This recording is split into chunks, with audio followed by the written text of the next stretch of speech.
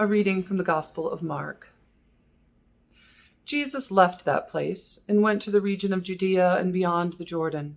And crowds again gathered around him, and as was his custom, he again taught them. Some Pharisees came, and to test him they asked, "Is it lawful for a man to divorce his wife?" And he answered them, "What did Moses command you?" They said, "Moses allowed a man to write a certificate of dismissal and to divorce her." But Jesus said to them, "Because of your hardness of heart, he wrote this commandment for you. But from the beginning of creation, God made them male and female. For this reason, a man shall leave his father and mother and be joined to his wife, and the two shall become one flesh. So they are no longer two, but one flesh. Therefore, what God has joined together, let no one separate."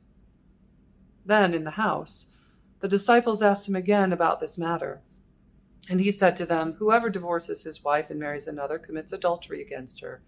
And if she divorces her husband and marries another, she commits adultery."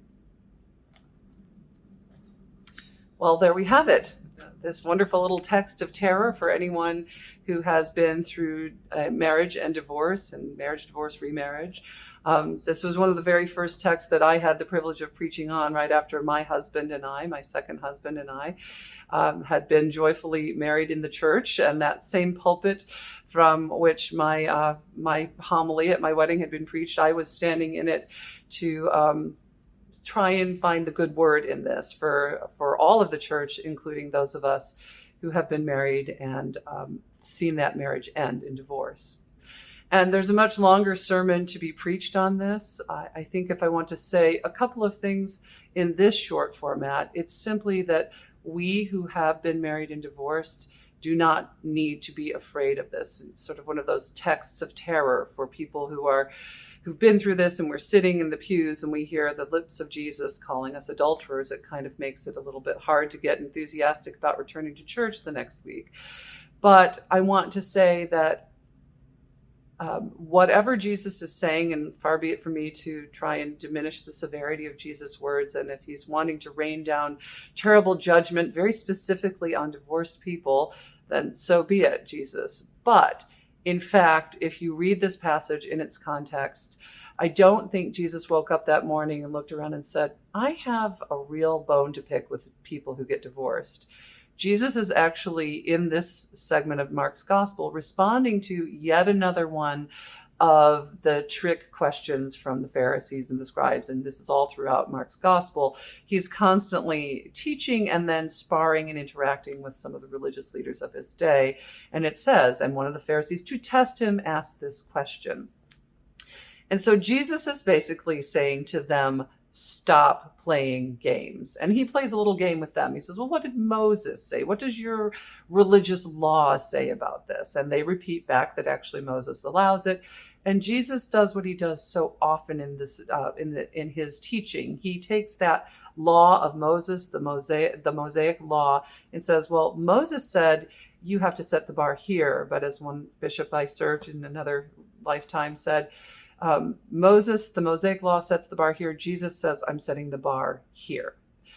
And you get that all throughout Jesus' teaching. You're not supposed to commit adultery, but even looking on somebody with an impure thought is adultery. You're not supposed to murder, but even being angry at someone is a little murdery.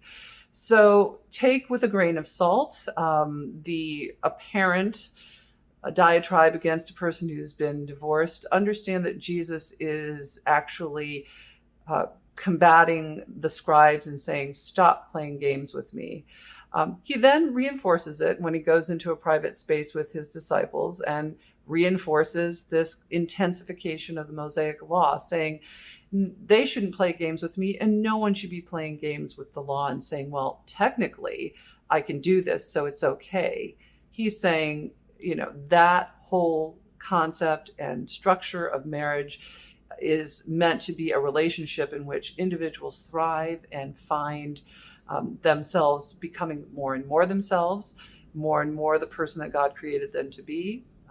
Obviously, if you are in a marriage where that is not what the relationship is doing and you've done all the things, I hardly imagine Jesus is standing there with a bone to pick with you if you need to come to a culmination or an end to a relationship that is not functioning in the way that is intended, that Jesus is speaking about here, for mutual support, mutual life, mutual growth.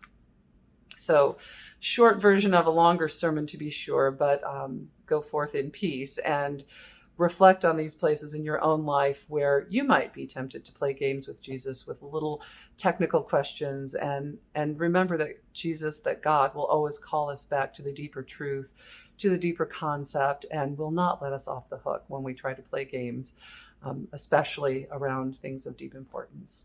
So may God be with you today, and God bless you, and God keep you this day and always. Amen.